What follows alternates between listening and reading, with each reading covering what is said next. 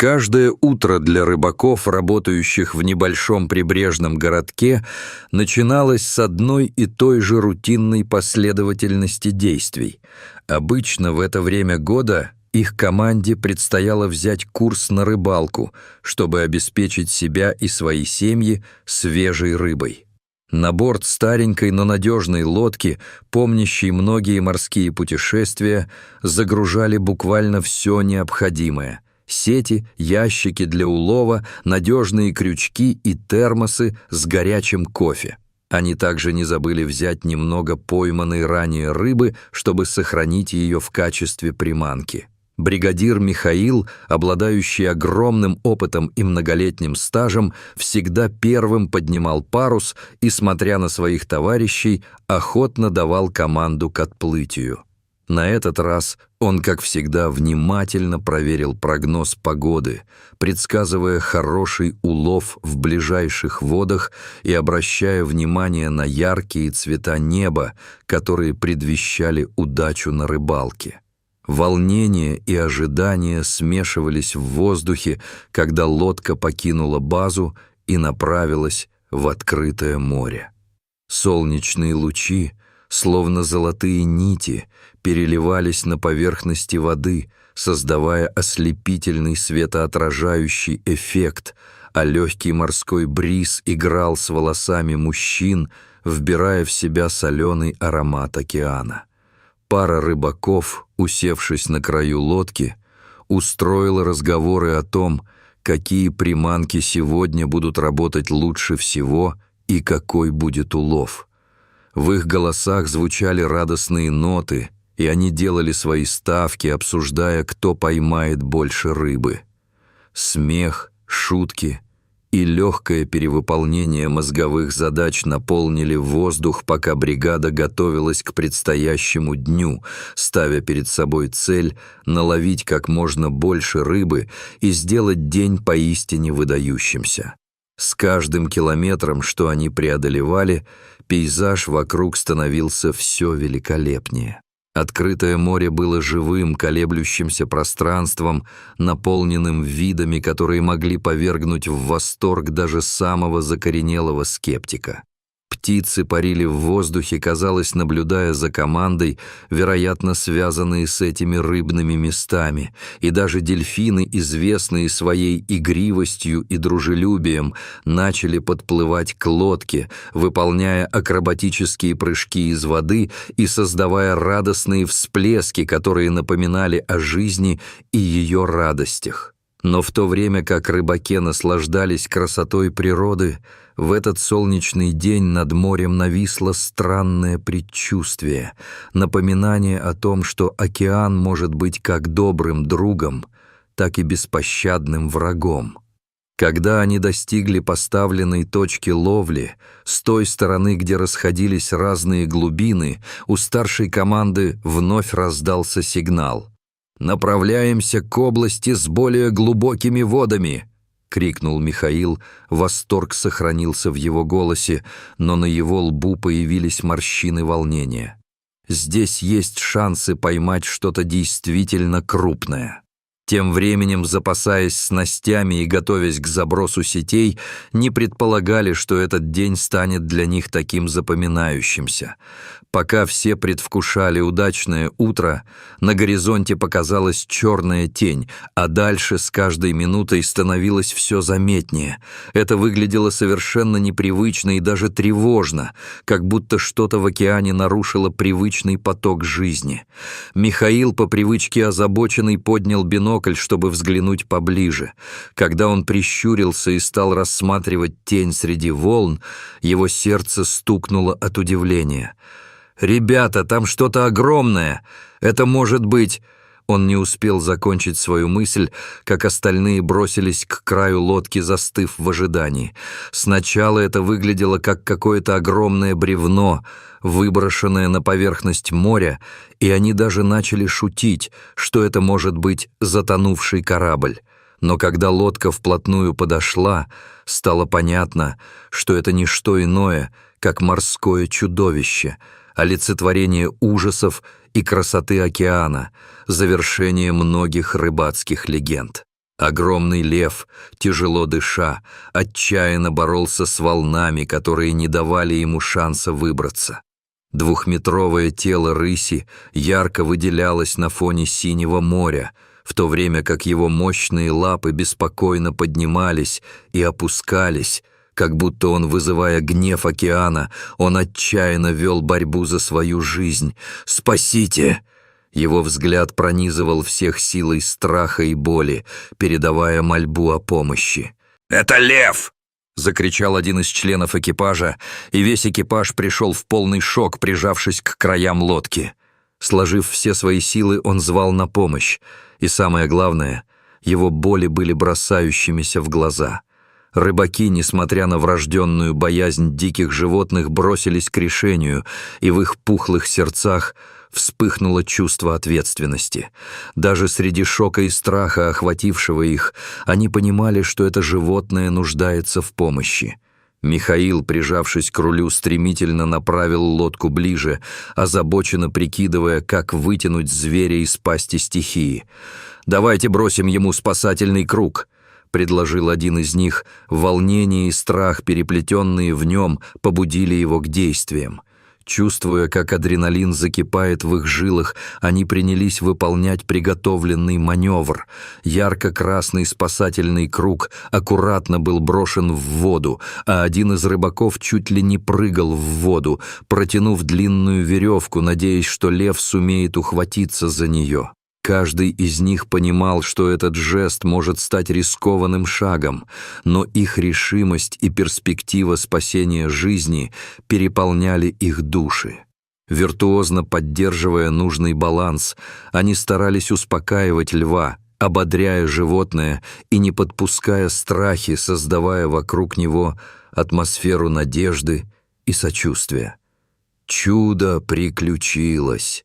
К их огромному удивлению, лев ухватился за спасательный круг. В момент, когда его сильные лапы начали переплетаться с веревкой, охватывающей его, вся команда упала в боевой ритм, вытягивая его ближе к лодке и подстраиваясь под прорывные волны, когда они начали медленно, но уверенно тянуть льва на борт.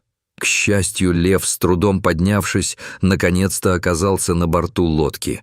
Рыбаки могли видеть, как его широкие лапы с непривычной для них грацией скользили по сети, комкая ее. Они смогли увидеть, как створки его челюстей приоткрылись, раскрывая клыки величественного животного, одновременно внушающего страх и уважение. Это мгновение стало поистине потрясающим и необычным. Все понимали, что сейчас они стали частью чего-то действительно грандиозного. Рыбаки, охваченные одновременно чувством облегчения и благоговения перед величественным существом, аккуратно укрыли льва одеялом, стараясь не зажимать его в углу, в то время как его пылающие глаза искали помощь и поддержку среди людей, которых он не знал. Михаил, стараясь помочь животному, наполнил котелок с чистой водой и медленно и аккуратно начал поить льва, следя за его эмоциональным состоянием, зная, что их действия могут быть определяющими. Никакие пенсии, возникающие в повседневной жизни, и бурные веселья не могли сравниться с этим моментом. Они помогали животному, которое упрямо сражалось за свою жизнь и внезапно стало им всем дорогим. Тем временем кто-то из команды использовал свой мобильный телефон, чтобы позвонить в местную службу дикой природы, сообщая о своих действиях и запрашивая организацию помощи.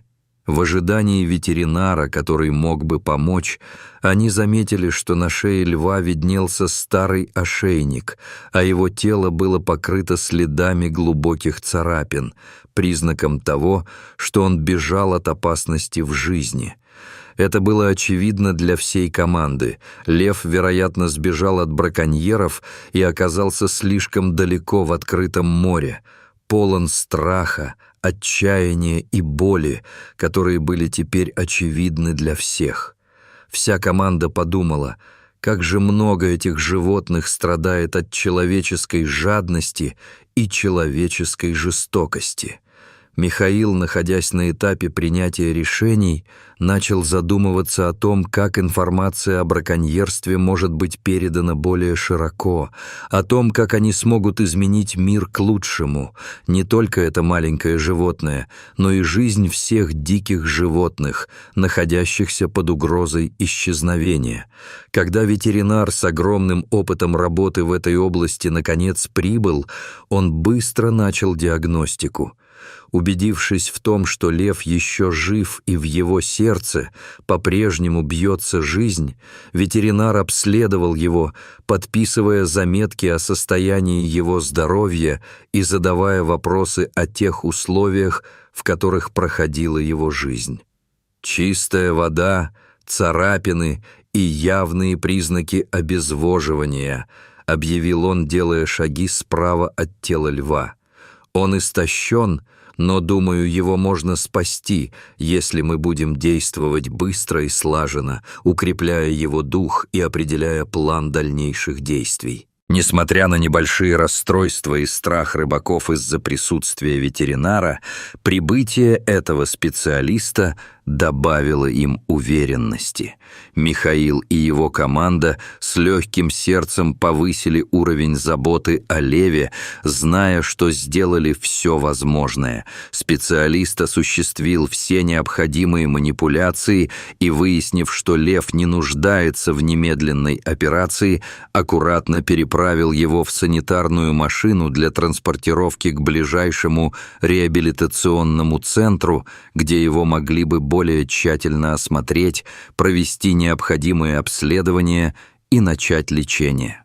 Руслан, ветеринар, который работал в этой области несколько лет, понимал, что каждая такая встреча – это уникальный шанс вернуть и сохранить жизнь. Спасая льва, рыбак Александр задумался о дальнейших судьбах дикой природы и чувствовал необходимость объединить усилия, чтобы охватить такой широкий круг вопросов, касающихся ликвидации браконьерства и охраны животных в их регионе. Они разговаривали о важности анонсирования этого события в прессе, чтобы показать, что действие имеет результаты и что важно не оставлять живое в опасности только потому, что это кажется трудным. Он предложил создать местное сообщество спасителей животных, чтобы в случае подобной ситуации могли собираться и мобилизоваться для работы. Как бы это ни было, тот день не закончился. Спустя несколько часов после того, как лев был отправлен в реабилитационный центр, на горизонте раздался громкий треск, и команда рыбаков заметила, как огромная волна прокатилась по воде, демонстрируя опасность, которая могла бы превратить даже небольшие неприятности в печальную историю. Михаил был первым, кто обратил внимание на этот ужасный признак. «Ребята, смотрите на это!» — закричал он, указывая в небо. Это была не просто волна. На самом деле это было предупреждение о том, что в море возникло что-то чрезвычайное. Сначала они подумали, что это, возможно, подводное землетрясение, но, оказавшись ближе, увидели вдалеке, как с моря поднимается облако воды и пены, добавляя в воздух злую примесь. «Быстро на лодку! Нам нужно убираться отсюда!» — закричал Михаил, стараясь образумить команду. Но за спинами рыбаков что-то еще уже заползало на поверхность и пробиралось к ним. Громкий рев гремел в воздухе, и стало ясно, что это не просто угроза, это целый корабль, выброшенный на поверхность из ниоткуда. Его крен стал разрушительным. «Бейте весла! Держитесь крепче!» Как только эта фраза покинула его уста, волны хлынули, выплескивали с одной стороны лодки, скользя по линии острых открытых стульев. Команда рыбаков чувствовала, как их лодка выдергивается из-под них, но они держались. Лев, покинувший их в реабилитации, мучился в разуме, обещая себе, что однажды вернется еще раз. Спасаясь от опасности, они старались шутить друг с другом в тени моря, вспоминали о своих приключениях, как вообще невозможно было думать о том, что они только что спасли жизнь льву. Как только лодка, наконец, причалила к берегу, все усталые, мокрые, но удивленно счастливо просто смеялись над этим днем. Спустя несколько дней, когда лев начал восстанавливаться, его состояние улучшалось, царапины заметно затянулись, и вновь его мощное тело стало символом силы и надежды. Несмотря на его прогресс, каждый рыбак, ставший свидетелем этого инцидента, чувствовал невероятный резонанс от увиденного, и их сердца были наполнены гордостью за то, что стали частью этой важной миссии по спасению дикой природы. Воскресенье стало тем событием, когда они собрались в местной закусочной, завершив обычные деловые встречи, чтобы обсудить свои трогательные впечатления и возможности ухода за дикой природой в своем регионе. Мы сделали это. Не только ради него, но и ради всего леса и всех диких животных, которые могут сталкиваться с подобными ситуациями, шептал Алексей, когда на столе закусочной покоилось его питье и тайное счастье о том, что они могут работать с природой и с другими людьми в местном сообществе. Эти слова стали предпосылкой для обсуждений, которые объединили рыбаков и местных людей, призывая к единству и осознанию природных проблем, касающихся человечеств. Со временем спокойное и уверенное мурлыканье льва на фоне нового тихого заповедника стало напоминанием сплоченной работы команды рыбаков и защиты дикой природы. Эту историю были охвачены не только местные жители, но и те, кто был вдали от моря, и вскоре многие из них стали проводить время на местных мероприятиях, поддерживая программы охраны дикой природы и направляя свои усилия на привлечение внимания к таким важным темам. И таким образом история о том, как группа рыбаков помогла диким животным в открытом море, стала флагманом достижения в защите дикой природы. Их видео, быстро разошедшееся с молниеносной скоростью в социальных сетях и на платформах, произвело настоящий фурор среди общественности. Люди со всего мира обсуждали трагический, но в то же время обнадеживающий случай, синхронизируя его значение и проявляя подавляющее желание и необходимость защищать диких животных от жестоких условий, созданных людьми. В конце концов, это не только их история. Это история всех нас, связанных общей целью заботиться о нашем общем доме и защищать тех, кто не может защитить себя. Их пути могли бы снисходить друг к другу через решения, принятые на основе милосердия и человечности, когда каждый малый поступок, даже на грани парадокса, имел значение в этой огромной задании возвращения и сохранения жизни. Всех нас вдохновляли те милосердные действия, и в этом заключалось чудо, удивительное в своей простоте и необходимости. Они понимали, что в этой жизни важна не только профессиональная рыбалка, но и инстинктивное призвание — защищать и заботиться о нашей природе, в которой все связано друг с другом.